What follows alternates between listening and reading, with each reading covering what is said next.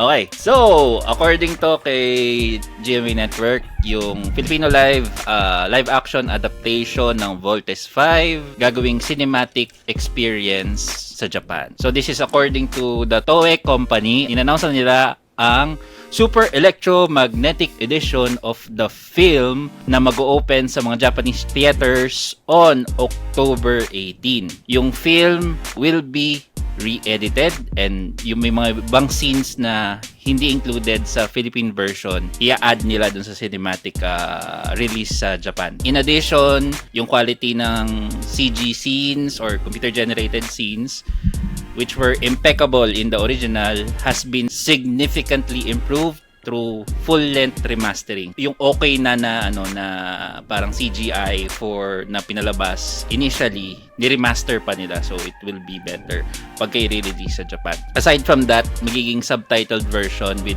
original Filipino audio, tas magkakaroon din sila ng Japanese dub version na pag ni-release nila sa Japan. So far, yung based on yung Twitter feedback sa Japan, majority are excited and are asking if the theme song will be changed or who the voice actors will be. Yan, shout out to Yun, shoutout nga para kay Bini Bugok Baduy Kairi.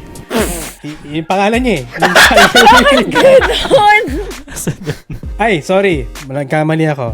Shoutout nga pala kay Bini Bugok Baduy Kairita. Yun yung ewan ko, yun yung pangalan niya. And then shoutout din kay Ubas Juice.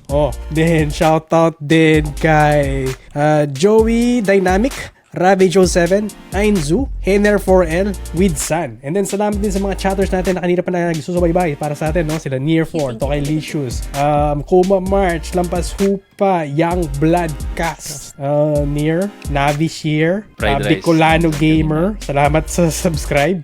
Si Miss V, Lampas Hupa, Mark Angeles, nakita ko siya kanina. Si Fried Rice. Si Fried Rice, sino pa ba? Sino Recollection pa ba yung PH. mga matagal nandito kanina? Yan, si Vinster, tsaka meron kanina nagchat dito eh. Late daw siya, si Pearly Shell. Okay, never mind. So, Si Agile 1220. and Agile 1220. So, right. Alright. Ano pa? Meron pa ba? Saka yung mga iba nasa Discord na hindi ko na maalala kung sino yung sumama sa atin. Yung dalawang Bombay. Meron pa ba? Nahanap si Shell. Mamaya.